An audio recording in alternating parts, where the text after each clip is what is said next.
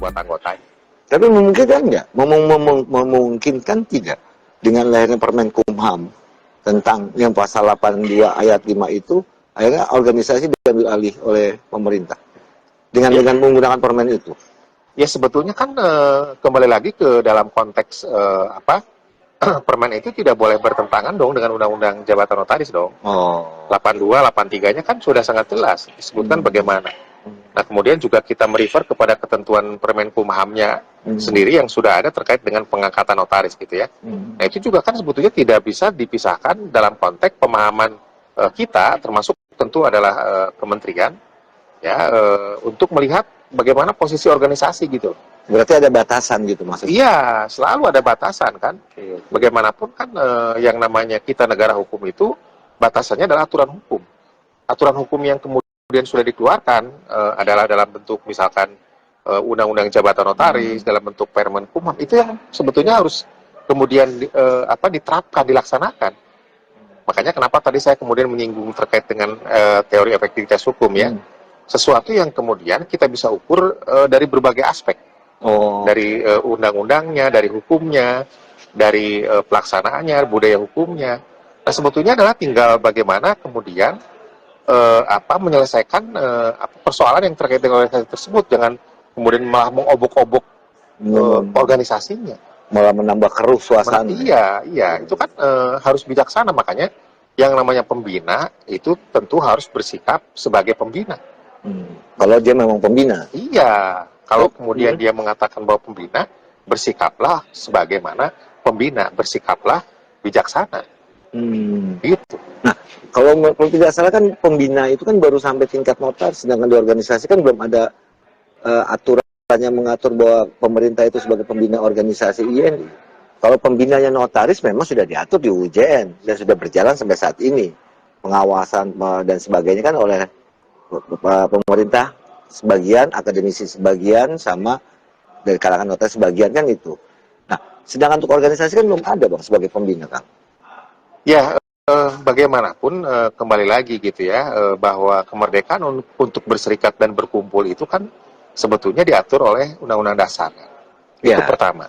Betul. Yang kedua kan walaupun tidak secara katakanlah material gitu ya, tidak secara formil artinya peran pemerintah dalam konteks katakanlah pembina organisasi, tapi kan sebetulnya di dalam undang-undang sendiri, UJN sendiri kan disebutkan.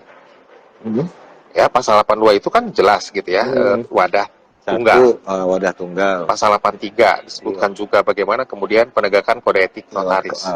Ya, oleh organisasi dong. Permen ATR, untuk ngomongnya ATR. Permen Kumham. Kayaknya udah nyinggung-nyinggung nih. Bolehlah kita ngomong. Permen Kumham ya, juga jelas menyebutkan bagaimana kemudian persyaratan untuk diangkat sebagai notaris.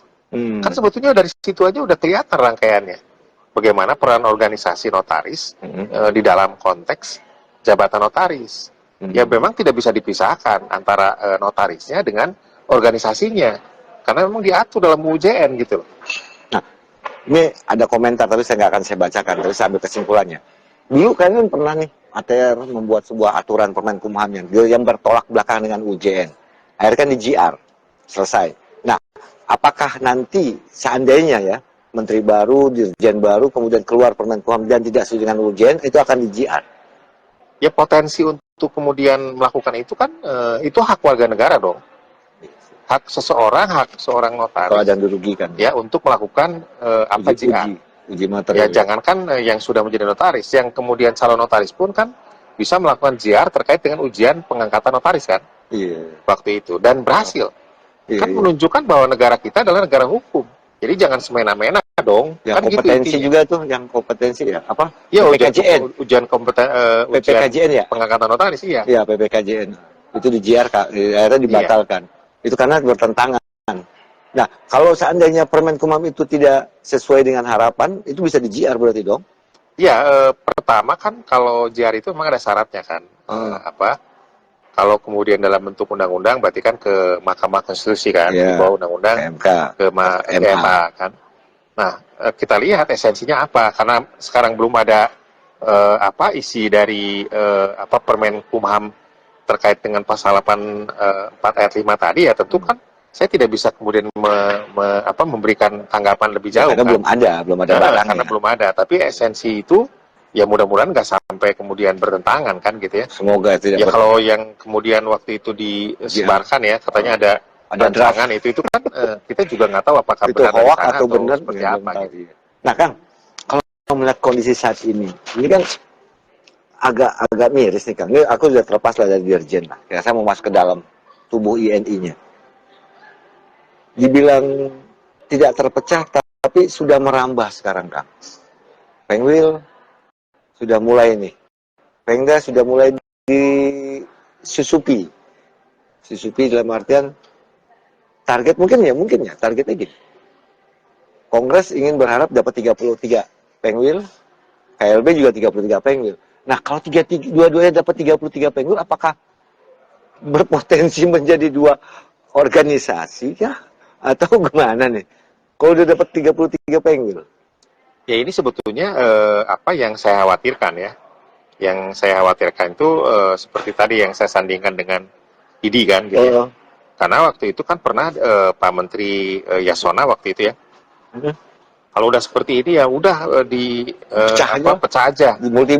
Multibar itu kan sesuatu yang sebetulnya adalah bertentangan dong dengan Undang-Undang Jabatan Notaris. Iya, satu-satunya wadah. Ya jangan kemudian beranggapan bahwa undang-undang itu langsung bisa dirubah kan. Tidak sesederhana itu, Bro. Betul. Ya, menurut hemat saya ada indikasi ke arah sana gitu loh, sengaja untuk kemudian memecah belah, itu yang kemudian harus dihindari sebetulnya ya. Jangan sampai lah kejadian seperti itu akan merugikan kita sendiri. Nah, dari Kang Udin kan udah lama nih berkecimpung di dunia notaris dan di organisasi, bahkan aktif di kepengurusan, baik di pernah jadi kabit perundang-undangan, pernah ya. Kabit perundang-undangan pernah kan? Kalau nggak salah. Lupa saya. Oh, lupa ya. Dewan Kehormatan juga, Majelis Kehormatan juga. Nah, ini kan dari dalam sendiri Kang, kalau kita lihat. Maaf, kalau saya orang luar lihat, ini kan bukan dari pihak luar yang membuat jadi dualisme ini, tapi dari dalam. Nah, menurut Kang Udin nih, kemarin sempat melakukan sebuah tindakan, gebrakan, menyatukan, berdamai, dibully.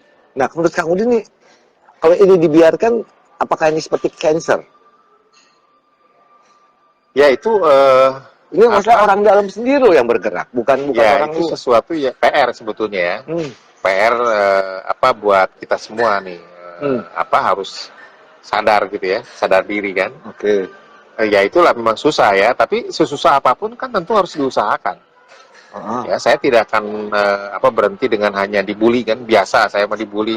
Biasa disebut sebagai tukang bikin remah-remah rengginang mah biasa. Remah-remah rengginang, tukang bikin artikel yang gak ada kerjaan, oke, nggak ada masalah. Aktenya nggak ada. Ya, aktenya nggak ada.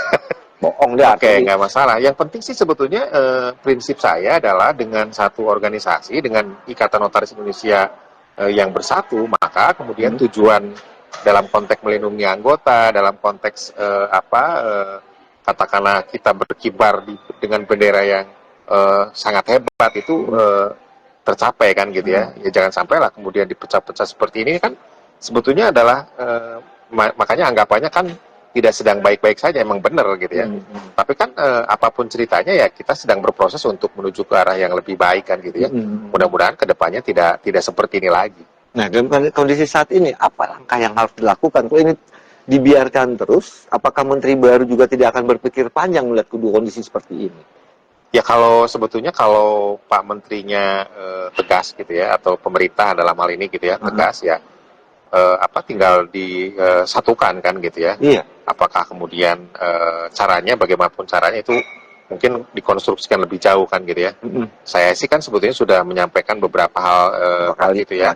Tapi kan masih dalam konteks satu pihak saja ya.